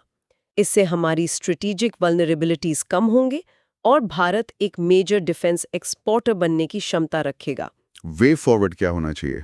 इन इनिशिएटिव्स को और प्रभावी कैसे बनाया जा सकता है? पहला, इन नए पोर्टल्स को गवर्नमेंट मार्केट प्लेस, जेम जैसे एग्जिस्टिंग प्लेटफॉर्म्स के साथ इंटीग्रेट करना चाहिए ताकि सीमलेस प्रोक्योरमेंट हो सके। दूसरा, डिजिटल इनिशिएटिव्स के साथ साथ ऑन द ग्राउंड सपोर्ट भी देना होगा, जैसे और ज़्यादा टेस्टिंग फैसिलिटीज बनाना, MSMEs के लिए आसान क्रेडिट उपलब्ध कराना। और तीसरा, R&D पर focus. Yes, critical technology areas में इंडिजिनस R&D कैपेबिलिटीज बनाने पर बहुत ज़्यादा फोकस करने की ज़रूरत है, चाहे वो DRDO के जरिए हो, एकेडमिक इंस्टीट्यूशंस के जरिए हो या प्राइवेट सेक्टर को इंसेंटिव्स देकर हो।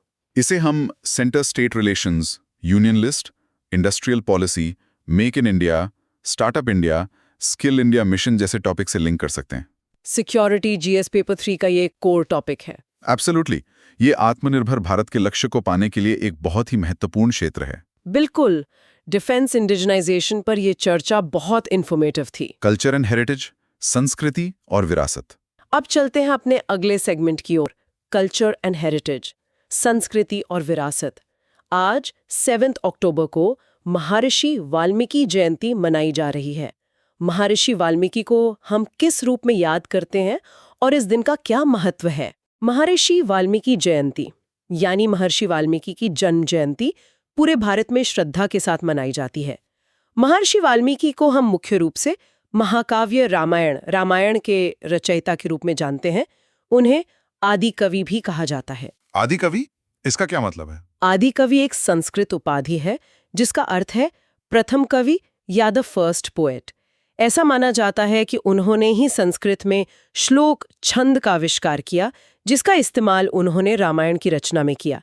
इसलिए उन्हें संस्कृत साहित्य का पहला कवि माना जाता है। आदि कवि महर्षि वाल्मीकि। अच्छा, तो रामायण के रचयिता और आदि कवि। आज के दिन क्या होता है, कैसे मनाते हैं लोग? आज कई राज्य सरकारों ने, जैसे दिल्ली और प्रदेश ने, सरकारी दफ्तरों और शिक्षण संस्थानों में सार्वजनिक अवकाश भी घोषित किया है। लोग मंदिरों में जाते हैं, पूजा अर्चना करते हैं, कई जगहों पर शोभा यात्राएं निकाली जाती हैं, सांस्कृतिक कार्यक्रम होते हैं और सबसे महत्वपूर्ण रामायण का पाठ किया जाता है। वाल्मीकि जी के जीवन और उनकी शिक्षाओं को याद किया जाता है। रामायण के बारे में थोड़ा और बताइए। ये सिर्फ एक कहानी है या इसका महत्व इससे भी ज्यादा है? रामायण सिर्फ एक कहानी या कविता नहीं है। ये प्राचीन भारत का एक महाकाव्य, एपिक पोम है, जो अयोध्या के राजकुमार श्री राम के जीवन, उनके वनवास, सीताहरण, रावण से युद्ध और अयोध्या वापसी की यात्रा का वर्णन करता है। लेकिन ये सिर्फ कथा नहीं, ये एक शास्त्र भी माना जाता है। शास्त्र किस मायने में? इस मायने में कि ये जीवन के मूल्यों और आदर्शों की पड़ताल करता है। ये धर्म यानी कर्तव्य और सही आचरण, लॉयल्टी, निष्ठा, डिवोशन, भक्ति, सैक्रिफाइस, त्याग, करेज, साहस जैसे मूल्यों को सिखाता है। राम, सीता, लक्ष्मण, भरत, हनुमान, ये सभी चरित्र किसी न किसी आदर्श का प्रतीक हैं। और वो राम राज्य की अवधारणा। हाँ, रामायण एक आदर्श राज्य की कल्पना भी प्रस्तुत करती है। राम राज्य एक ऐसा राज्य जहाँ न्याय हो, प्रजा सुखी हो, कोई भेदभाव ना हो और राजा अपने कर्तव्य का पालन करे। ये आदर्श शासन का एक बेंचमार्क बन गया है भारतीय चिंतन में। तो इसका साहित्यिक और सांस्कृतिक महत्व तो बहुत गहरा है। बहुत ज्यादा। रामायण भारतीय साहित्य का आधार स्तंभ है। इसकी कथा संरचना, इसके कैरेक्टर्स और इसका काव्य छंद श्लोक, इसने हजारों सालों तक संस्कृत और अन्य भारतीय भाषाओं में अनगिनत साहित्यिक कृतियों को प्रभावित किया है। और भारत के बाहर भी। हाँ, राम की कहानी ने भौगोलिक और भाषाई सीमाओं को पार किया है। इसके कई वर्जन्स और इंटरप्रिटेशंस पूरे भारत में मिलते हैं, जैसे उत्तर भारत में तुलसीदास जी की रामचरितमानस और दक्षिण पूर्व एशिया के कई देशों में भी इसके अपने रूप मिलते हैं, जैसे थाईलैंड में रामाकियन, इंडोनेशिया में काकविन रामायण, मलेशिया में हिकायत सीरी राम। ये दिखाता है कि ये कहानी कितनी पावरफुल कल्चरल यूनिफायर रही है। कलाओं पर भी इसका प्रभाव रहा होगा। जबरदस्त प्रभाव रहा है। मूर्तिकला, चित्रकला जैसे लघु चित्र, पहाड़ी पेंटिंग्स, नृत्य, रामलीला सबसे बड़ा उदाहरण है। रंगमंच, संगीत, शायद ही कोई भारतीय कला रूप हो जो रामायण से अछूता रहा हो। ये हमेशा से प्रेरणा का एक स्रोत रहा है। अब कुछ की कॉन्सेप्ट्स देख लेते हैं। आदि कवि हमने समझ लिया, प्रथम कवि महर्षि वाल्मीकि। एक शब्द आता है इतिहासा। हाँ, इतिहास। संस्कृत में इतिहास का मतलब सिर्फ हिस्ट्री नहीं होता, बल्कि ऐसा ही हुआ था, दस इट हैपेंड के भाव से कही गई कथाएं, खासकर महाकाव्य। रामायण और महाभारता को भारत के दो महान इतिहास ग्रंथ माना जाता है। और श्लोका, आपने कहा था वाल्मीकि जी ने इसका आविष्कार किया। कोई कहानी है इसके पीछे? हाँ, एक प्रसिद्ध कथा है। कहते हैं कि एक बार महर्षि वाल्मीकि तमसा नदी के किनारे थे जब उन्होंने एक शिकारी को काम क्रीड़ा में रत सारस पक्षी के जोड़े में से नर पक्षी को तीर से मारते हुए देखा। मादा पक्षी का विलाप देखकर उनके मुख से अनायास ही एक श्राप निकला जो एक खास छंद में था। माँ अश्रुत प्रतिष्ठाम त्वमगमः शाश्वतीह समाह यत क्रौंच मिथुना देकम अवधीह काम मोहितम। हे निषाद, तुझे कभी प्रतिष्ठा न मिले क्योंकि तूने काम मोहित क्रौंच पक्षी के जोड़े में से एक का वध कर दिया है। और यही पहला श्लोक था। हाँ, माना जाता है कि यही वो पहला छंद था जो दुख शोक से निकला और इसीलिए उसे श्लोक कहा गया। और इसी छंद का इस्तेमाल करके उन्होंने फिर पूरी रामायण की रचना की। ये कहानी श्लोक की उत्पत्ति और कविता के स्रोत करुणा को दर्शाती है। इंटरेस्टिंग। प्रीलिम्स के लिए क्या पॉइंट्स नोट करें? Prelims pointers: 1. Key figure Maharshi Valmiki. 2. Title आदि कवि the first poet. 3. Major work, the Ramayana original epic in Sanskrit. 4. Key terms, itihasa epic history, shloka poetic metre. ठीक है, अब मेंस एनालिसिस पर आते हैं। वाल्मीकि जी का भारतीय साहित्य और संस्कृति में क्या योगदान है? जैसा हमने डिस्कस किया, उनका योगदान फाउंडेशनल है। पहला, लिटरेरी फाउंडेशन। रामायण ने भारतीय साहित्य की नींव रखी। काव्य रूप, कथा कहने का ढंग, चरित्र निर्माण, सब कुछ बाद के कवियों के लिए एक मॉडल बन गया। दूसरा योगदान? दूसरा, कल्चरल यूनिफायर। रामकथा ने पूरे भारत को और दक्षिण पूर्व एशिया तक को एक सांस्कृतिक सूत्र में पिरोया है। अलग अलग भाषाओं और क्षेत्रों में इसके अडैप्टेशंस ने हमारी विविधता में एकता को मजबूत किया है। और तीसरा? कलाओं पर प्रभाव। तीसरा, इन्फ्लुएंस ऑन आर्ट्स। ये भारतीय कलाओं के लिए एक कभी न खत्म होने वाला प्रेरणा स्रोत रहा है। आज भी रामलीलाएं होती हैं, रामायण पर आधारित पेंटिंग्स बनती हैं, फिल्में और टीवी सीरियल्स बनते हैं। रामायण को नैतिक मूल्यों, एथिकल वैल्यूज का स्रोत भी माना जाता है। इस पर थोड़ा और प्रकाश डालिए। हाँ, रामायण एसेंशियली धर्म की एक गहन खोज है। हर चरित्र एक नैतिक दुविधा का सामना करता है और उसे चुनना पड़ता है। राम का चरित्र मर्यादा पुरुषोत्तम कहलाता है, मतलब वो व्यक्ति जो मर्यादाओं का पालन करते हुए पुरुषों में उत्तम है। वो कर्तव्य, त्याग और वचन पालन का आदर्श प्रस्तुत करते हैं। और दूसरे चरित्र? सीता का चरित्र पतिव्रता धर्म और सहनशीलता का, लक्ष्मण का भ्रातृ प्रेम और निष्ठा का, भरत का त्याग और राजधर्म का, हनुमान का भक्ति और सेवा का। ये सभी चरित्र हमें नैतिक जीवन जीने की प्रेरणा देते हैं। और राम राज्य की अवधारणा का आज क्या रेलेवेंस है? राम राज्य की विजन, एक आदर्श, न्यायपूर्ण और कल्याणकारी राज्य की कल्पना, आज भी भारतीय पॉलिटिकल डिस्कोर्स में जिंदा है। जब भी गुड गवर्नेंस की बात होती है तो अक्सर राम राज्य का उदाहरण दिया जाता है। ये दिखाता है कि ये महाकाव्य सिर्फ अतीत की चीज नहीं है, बल्कि इसके मूल्य और आदर्श आज भी प्रासंगिक हैं। शासन, नैतिकता और सामाजिक व्यवस्था पर समकालीन चर्चाओं में इन अवधारणाओं का आज भी आह्वान किया जाता है। तो इस जयंती को मनाने के इम्प्लीकेशंस क्या हैं? कल्चरल इम्प्लीकेशन तो यही है कि ये उत्सव हमें याद दिलाता है कि हमारे प्राचीन महाकाव्य और उनकी नैतिक शिक्षाएं आज भी रेलेवेंट हैं। सोशल इम्प्लीकेशन ये है कि ये हमें उन फाउंडेशनल वैल्यूज और उस साझा सांस्कृतिक विरासत की याद दिलाता है जिसने भारतीय उपमहाद्वीप को शेप किया है। वे फॉरवर्ड क्या हो सकता है? इन जयंतियों का उपयोग कैसे किया जा सकता है? ऐसी जयंतियों का पालन युवाओं के बीच क्लासिकल इंडियन लिटरेचर के अध्ययन और उसके अप्रिसिएशन को बढ़ावा देने का एक अच्छा अवसर प्रदान करता है। स्कूलों, कॉलेजों में इस पर चर्चा हो, प्रतियोगिताएं हो, और रामायण के जो विभिन्न क्षेत्रीय संस्करण हैं उन पर एकेडमिक रिसर्च को प्रोत्साहित करना चाहिए। इससे भारत की सांस्कृतिक विविधता और उसकी अंडरलाइंग एकता की गहरी समझ को बढ़ावा मिल सकता है। इसे हम ancient Indian history, Vedic period epics, Indian philosophy, ethics, GS paper 4 और भक्ति मूवमेंट जैसे तुलसीदास रामचरितमानस से जोड़ सकते हैं। बिल्कुल, ये कल्चर जीएस पेपर 1 का एक बहुत महत्वपूर्ण हिस्सा है। शानदार चर्चा रही महर्षि वाल्मीकि और रामायण पर। एथिक्स, लिंकेजेस, नीतिशास्त्र संबंध, जीएस पेपर 4। अब आते हैं एथिक्स सेगमेंट पर। जीएस पेपर 4 के लिए एक केस स्टडी डिस्कस करते हैं जो आज की एक खबर से जुड़ी है। याद है वो ग्लोबल मोबिलिटी कॉन्क्लेव वाली खबर? हाँ, सुरक्षित प्रवासन वाली। तो सोचिए आप एक युवा आदर्शवादी अधिकारी हैं, डेप्यूटी प्रोटेक्टर ऑफ एमिग्रेंट्स के रूप में तैनात हैं। आपका काम है इमिग्रेशन एक्ट 1983 को लागू करना और कमजोर श्रमिकों को शोषण से बचाना। ग्लोबल मोबिलिटी कॉन्क्लेव में आपके काम की तारीफ भी होती है। ओके।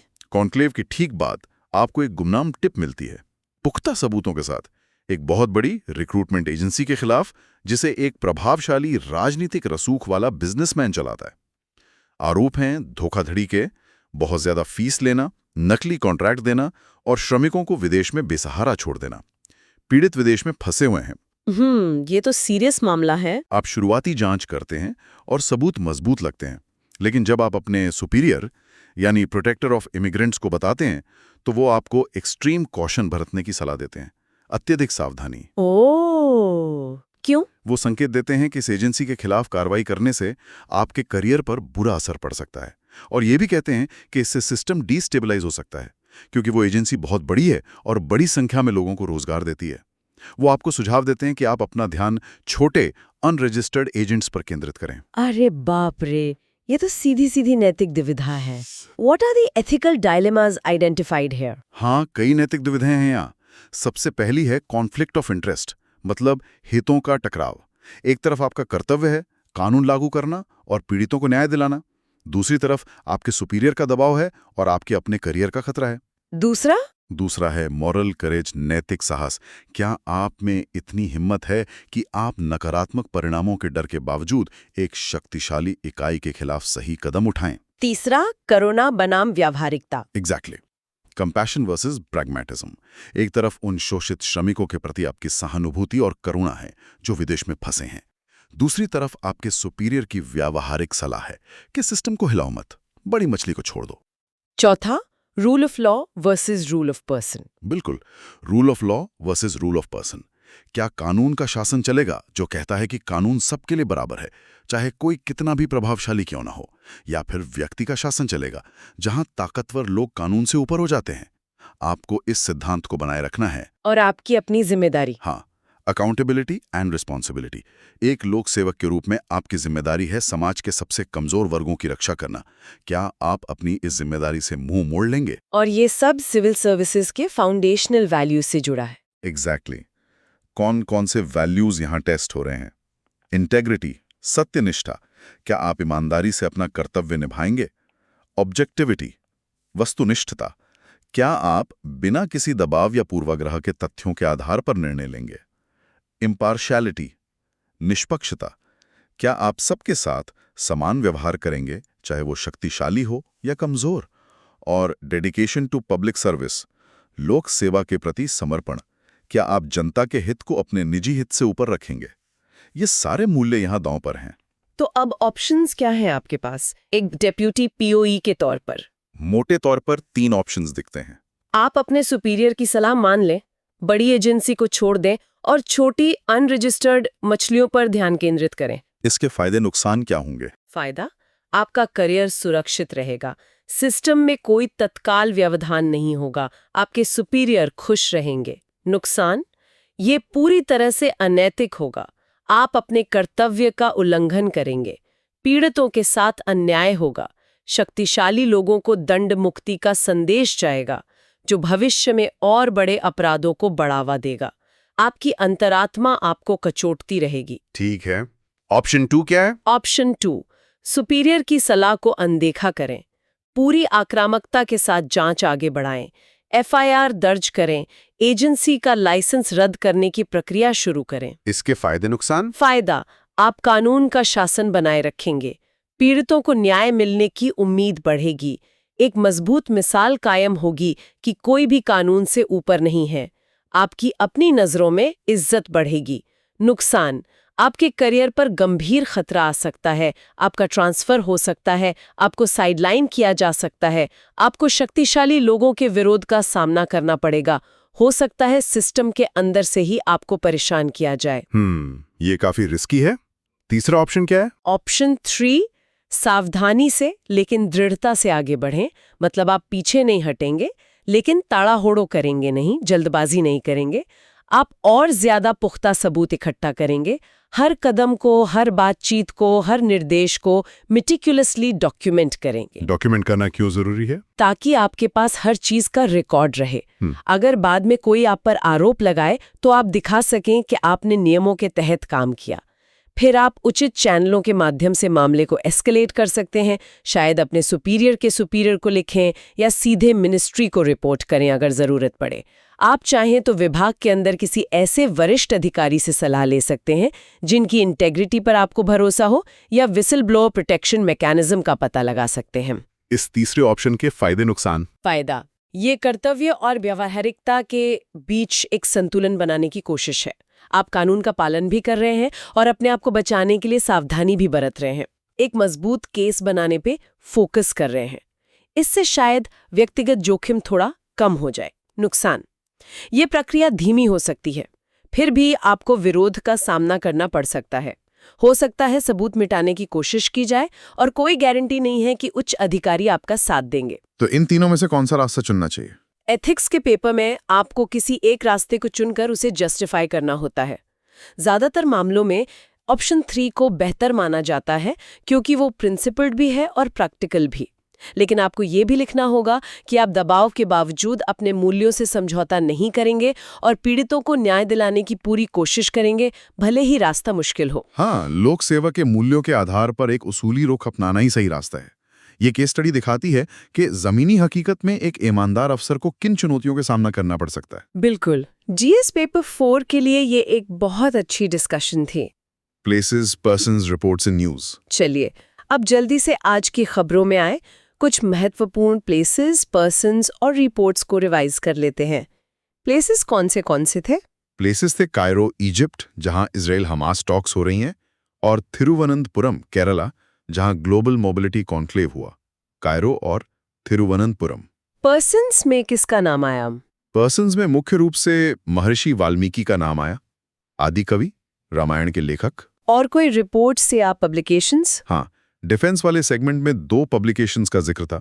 एक, aerospace and defence sector policy compendium of states and union territories. दूसरा, iDEX coffee table book, shared horizons of innovation. ठीक है, ये प्रीलिम्स में मैचिंग टाइप क्वेश्चंस में आ सकते हैं। Data and infographics. अब कुछ क्विक फैक्ट्स और डेटा पॉइंट्स जो आज की चर्चा में आए। हाँ, बताइए। पहला, इंडियाज कॉटन प्रोडक्शन विश्व के कुल उत्पादन का 25% से अधिक, 25% ऑफ ग्लोबल। दूसरा, humanitarian aid to Palestine since October 2023, लगभग 70 MT metric ton, 70 metre ton. तीसरा, इंडियाज UNRWA contribution since 2020-21, लगभग USD 27.5 मिलियन, 27.5 मिलियन अमेरिकी डॉलर। चौथा, India's development assistance to Palestine पिछले 5 सालों में लगभग USD 26 मिलियन के प्रोजेक्ट्स, 26 मिलियन अमेरिकी डॉलर। ये पॉइंट शायद पहले नहीं आया था पर प्रासंगिक है। हाँ, ये भी भारत के समर्थन को दिखाता है। एक और आंकड़ा था, हालांकि आज की खबर से सीधा नहीं जुड़ा पर वेस्ट एशिया से संबंधित है। इराक ने हाल ही में एक एमनेस्टी लॉ के तहत 35,000 से ज्यादा लोगों को रिहा किया है, 35,000 से अधिक। ये भी रीजनल कॉन्टेक्स्ट के लिए जानना ठीक है। Okay, 35,000 plus releases in the Iraq amnesty law, ये सारे आंकड़े इंपॉर्टेंट हैं। प्रीलिम्स फैक्ट्स, प्रारंभिक परीक्षा तथ्य। अब एक rapid fire round, prelims facts का क्विक रिवीजन। या मैं सवाल पूछूंगी, आप जवाब देना। ठीक है, पूछिए। वर्ल्ड कॉटन डे कब मनाया जाता है? अक्टूबर 7 अक्टूबर। कॉटन प्रोडक्शन में भारत की रैंक? लार्जेस्ट प्रोड्यूसर, सबसे बड़ा उत्पादक। कॉटन 4 देश कौन से हैं? बेनिन, बुर्किना फासो, चैड, माली। महर्षि वाल्मीकि को क्या उपाधि दी गई है और उनकी मुख्य रचना? आदि कवि और रचना है रामायण, संस्कृत में। इजराइल हमास टॉक्स कहाँ हो रही हैं? Cairo, Egypt. मीडिएटर्स कौन है? इजिप्ट और कतार। ग्लोबल मोबिलिटी कॉन्क्लेव कहाँ हुआ और ऑर्गेनाइजर्स कौन थे? तिरुवनंतपुरम में। Organisers POMEA and NORKA Kerala government. Defence action portal का क्या काम है? डिफेंस एक्सइम्पोर्ट ऑथराइजेशंस को स्ट्रीमलाइन करना। सृजन DEPE पोर्टल क्या है? भारतीय रक्षा उद्योग की कैपेबिलिटीज का डिजिटल रिपोजिटरी। इमिग्रेशन एक्ट किस साल का है? 1983। इसराइल पैलेस्टीन मुद्दे पर भारत का आधिकारिक रुख क्या है? A negotiated two-state solution। बातचीत से 2 राज्य समाधान। वाओ, एकदम सही जवाब सारे। ये क्विक रिवीजन बहुत हेल्पफुल रहेगा। मेंस प्रैक्टिस क्वेश्चंस, मुख्य परीक्षा अभ्यास प्रश्न। हाँ, अब मेंस प्रैक्टिस क्वेश्चंस की बारी। आज की चर्चा के आधार पर कुछ सवाल बन सकते हैं। बिल्कुल, बताइए। एस्पिरेंट्स इन्हें नोट कर सकते हैं या बाद में टेलीग्राम चैनल पर देख सकते हैं। पहला सवाल, GS paper 2, governance. Global mobility conclave जैसे मंच प्रवासी श्रमिकों के सामने आने वाली चुनौतियों का समाधान करने में केंद्र राज्य सहयोग के महत्व को कैसे रेखांकित करते हैं और भारत में सुरक्षित और कानूनी प्रवासन सुनिश्चित करने के ढांचे को मजबूत करने के लिए क्या कदम उठाए जाने चाहिए? अच्छा सवाल है। दूसरा, GS पेपर 3, सिक्योरिटी से। सृजन दीप और डिफेंस एग्जिम पोर्टल जैसे डिजिटल प्लेटफॉर्म्स रक्षा क्षेत्र में आत्मनिर्भरता प्राप्त करने में कैसे योगदान दे सकते हैं? भारत के रक्षा स्वदेशीकरण प्रयासों के सामने प्रमुख चुनौतियां क्या हैं और उन्हें कैसे दूर किया जा सकता है? How can digital platforms like Srijan Deep and Defense Exim Portal contribute to achieving self-reliance in the defense sector? What are the major challenges facing India's defense indigenization efforts and how can they be overcome? ये भी relevant है। तीसरा, GS paper 2, international relations है। Israel फिलिस्तीन संघर्ष के संबंध में भारत की डी-हाइफिनेशन नीति की व्याख्या करें। भारत पश्चिम एशिया में अपने रणनीतिक हितों और ऐतिहासिक प्रतिबद्धताओं के बीच संतुलन कैसे साधता है? Explain India's de-hyphenation policy with regard to the Israel-Palestine conflict. How does India balance its strategic interests and historical commitments in West Asia? और चौथा अर्थव्यवस्था से। चौथा जीएस पेपर 3 इकोनॉमी से भारतीय कपास क्षेत्र के सामने आने वाली प्रमुख चुनौतियों, विशेष रूप से सस्टेनेबिलिटी के संदर्भ में विश्लेषण करें। वैश्विक बाजार में अपनी प्रतिस्पर्धात्मकता बनाए रखने के लिए भारतीय कपास उद्योग को स्थायी प्रथाओं के साथ कैसे जोड़ा जा सकता है? Analyze the major challenges facing the Indian cotton sector, particularly in the context of sustainability. How can the Indian cotton industry align with sustainable practices to maintain its competitiveness in the global market? ये चारों ही सवाल आज की हमारी चर्चा पर आधारित हैं और एस्पिरेंट्स को इनका उत्तर लिखने का प्रयास करना चाहिए। स्ट्रक्चर के बारे में सोचें, पॉइंट्स बनाएं। बिल्कुल। इंट्रोडक्शन, बॉडी जिसमें एनालिसिस, चैलेंजेस, सॉल्यूशंस हो और कंक्लूजन। इस स्ट्रक्चर को फॉलो करें। क्विज, प्रश्नोत्तरी। चलिए अब एक छोटा सा क्विज हो जाए। 5 मल्टीपल चॉइस क्वेश्चंस MCQs आज की चर्चा से। तैयार हैं? हाँ जी, बिल्कुल तैयार। लिसनर्स भी मन में जवाब सोच सकते हैं। सवाल, हाल ही में तिरुवनंतपुरम में आयोजित ग्लोबल मोबिलिटी कॉन्क्लेव के मुख्य आयोजक कौन थे? A, ministry of home affairs and government of Kerala. B, ministry of labour and employment and NITI Aayog. C, protector of emigrants MEA and NORKA government of Kerala. D, ministry of skill development and entrepreneurship and MEA। ये तो अभी discuss हुआ था, POE और नोरका। तो option C. बिल्कुल सही, option C is the correct answer. दूसरा सवाल, रक्षा मंत्रालय द्वारा लॉन्च किए गए पोर्टल्स के संबंध में निम्नलिखित युग्मों पर विचार करें। 1. डिफेंस एग्जिम पोर्टल, भारतीय रक्षा उद्योग की क्षमताओं का डिजिटल भंडार। 2. सृजन डीप पोर्टल, रक्षा निर्यात आयात प्राधिकरणों को सुव्यवस्थित करना। ऊपर दिए गए युग्मों में से कौन सा सही सुमिलित हैं? ए, केवल 1, बी, केवल 2, सी, 1 और 2 दोनों, डी, ना तो 1 और ना ही 2। ये थोड़ा ट्रिकी है। डिफेंस एग्जिम पोर्टल तो एक्सपोर्ट इंपोर्ट ऑथराइजेशंस के लिए है और सृजन डीप डी रेपोजिटरी है, तो दोनों ही उल्टे लिखे हैं। मतलब कोई भी सही सुमेलित नहीं है। बिल्कुल। Option D. Excellent, option D is correct. दोनों डिस्क्रिप्शंस स्वैप कर दिए गए हैं। तीसरा सवाल, कॉटन 4 C4 देशों का समूह जिन्होंने विश्व कपास दिवस की पहल की में कौन से देश शामिल हैं? A, Brazil, China, India, USA। B, Egypt, Sudan, Ethiopia, Uganda. C, Benin, Burkina Faso, Chad, Mali. D, Australia, Pakistan, Turkey, Uzbekistan. ये 4 अफेयर की देश थे, Benin, Burkina Faso, Chad, Mali. हाँ, ऑप्शन सी। बिल्कुल ठीक, ऑप्शन सी। चौथा सवाल, महर्षि वाल्मीकि को आदि कवि के रूप में सम्मानित किए जाने का मुख्य कारण क्या है? ए, उन्होंने वेदों का संकलन किया। बी, उन्होंने महाभारत की रचना की। सी, उन्होंने संस्कृत व्याकरण के नियम बनाए। डी, उन्होंने रामायण महाकाव्य की रचना की। ये तो आसान है, रामायण की रचना। Option D. सही जवाब, ऑप्शन डी। पांचवा और आखिरी सवाल, इजराइल फिलिस्तीन संघर्ष पर भारत का आधिकारिक रुख क्या है? ए, इजराइल का बिना शर्त समर्थन। बी, फिलिस्तीन का बिना शर्त समर्थन। सी, बातचीत से 2 राज्य समाधान, ए नेगोशिएटेड 2 स्टेट सॉल्यूशन। डी, संघर्ष में कोई हस्तक्षेप नहीं करना। भारत का स्टैंड है negotiated 2 state solution. Option C. एकदम सही, ऑप्शन सी। तो ये थे आज के क्विज क्वेश्चंस। उम्मीद है लिसनर्स ने भी साथ साथ जवाब दिए होंगे। Flash cards. अब कुछ की टर्म्स फ्लैश कार्ड स्टाइल में रिवाइज कर लेते हैं। मैं टर्म बोलूंगा, आप उसका मतलब बताइए। ठीक है, ट्राई करती हूँ।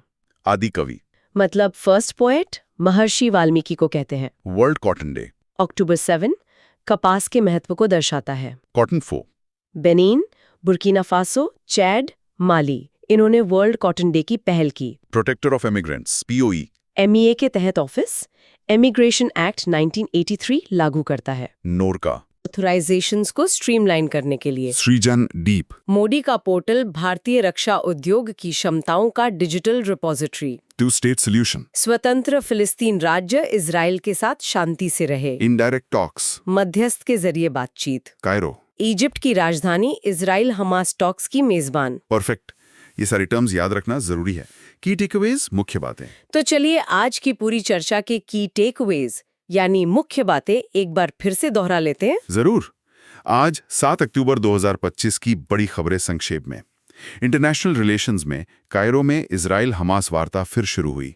ये दूसरी बरसी पर इनडायरेक्ट टॉक्स हैं, मध्यस्थ इजिप्ट और कतार हैं।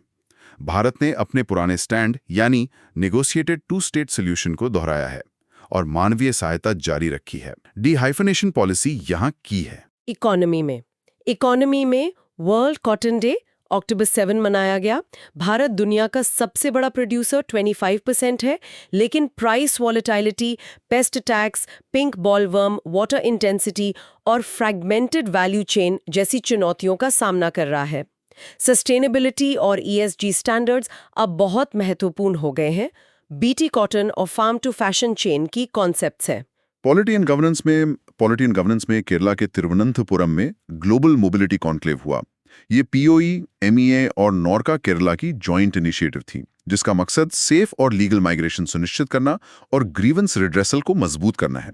इमिग्रेशन एक्ट 1983 और ECR पासपोर्ट रेलेवेंट है। ये सेंटर स्टेट कोलैबोरेशन का अच्छा उदाहरण है। डिफेंस में आत्मनिर्भरता को बढ़ावा देने के लिए न्यू दिल्ली में राष्ट्रीय सम्मेलन हुआ और 2 पोर्टल्स लॉन्च हुए। Defence EXIM portal export import आसान बनाने के लिए और सृजन डीप पोर्टल डोमेस्टिक कैपेबिलिटीज की रेपोजिटरी। ये DAP 2020 positive indigenisation lists, iDEX और डिफेंस इंडस्ट्रियल कॉरिडोर्स जैसी पहलों का हिस्सा हैं। और कल्चर में महर्षि वाल्मीकि जयंती मनाई गई। उन्हें आदि कवि, प्रथम कवि कहा जाता है और वे रामायण के रचयिता हैं। रामायण का साहित्यिक, सांस्कृतिक और नैतिक महत्व बहुत गहरा है और राम राज्य की अवधारणा आज भी प्रासंगिक है। बिल्कुल। ये सभी डेवलपमेंट्स UPSC सिलेबस के विभिन्न हिस्सों IR, economy, polity, security, culture, governance, ethics के लिहाज से बहुत महत्वपूर्ण हैं। आउट्रो, समापन एंड मोटिवेशन। तो लिसनर्स, ये था हमारा आज का विस्तृत विश्लेषण। याद रखिएगा, UPSC की ये यात्रा एक मैराथन है, कोई 100 मीटर की दौड़ नहीं। आज की खबर कल का सिलेबस बनती है। हाँ, और हर जानकारी को सिलेबस से जोड़ने की कोशिश कीजिए। क्या ये GS पेपर 1, 2, 3 या 4 से जुड़ता है? क्या ये आपके ऑप्शनल टॉपिक से रिलेटेड है? क्या इसे किसी ऐसे थीम में इस्तेमाल किया जा सकता है? कंसिस्टेंट सिलेबस अवेयर रीडिंग ही प्रीलिम्स और मेंस दोनों का ताला खुलती है। तो फोकस्ड रहें, डिलिजेंटली रिवाइज करें और सबसे जरूरी, प्रोसेस पर भरोसा रखें। मेहनत कभी बेकार नहीं जाती। और बेहतर रिटेंशन के लिए इस विश्लेषण को समय निकालकर दोबारा जरूर सुनें। हो सकता है कोई पॉइंट पहली बार में मिस हो गया हो या दूसरी बार सुनने पर ज्यादा अच्छे से समझ आए। बिल्कुल, ये ना केवल आपको UPSC एग्जाम में मदद करेगा, बल्कि आपको एक ज्यादा जागरूक और इन्फॉर्म्ड नागरिक भी बनाएगा।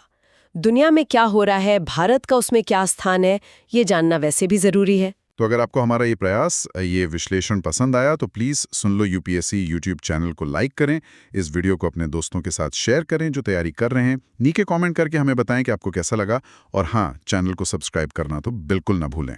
आप सिर्फ ₹299 प्रति माह में हमारी चैनल मेंबरशिप ज्वाइन करके हमारे सभी एक्सक्लूसिव कंटेंट और वीडियोस का एक्सेस पा सकते हैं। ये आपकी तैयारी में और मदद करेगा। और अगर आपको हमारा काम वाकई में बहुत पसंद आया और आप हमें सपोर्ट करना चाहते हैं तो आप सुपर थैंक्स के जरिए भी हमें कंट्रीब्यूट कर सकते हैं। आपके छोटे से कंट्रीब्यूशन से हमें इस चैनल को लॉन्ग टर्म में सस्टेनेबल बनाने में बहुत मदद मिलेगी। आपके सपोर्ट के लिए बहुत बहुत धन्यवाद। सुनते रहिए सुन लो UPSC। मिलते हैं कल दिन की नई खबरों और उनके विश्लेषण के साथ। तब तक के लिए पढ़ते रहिए, स्वस्थ रहिए। नमस्कार।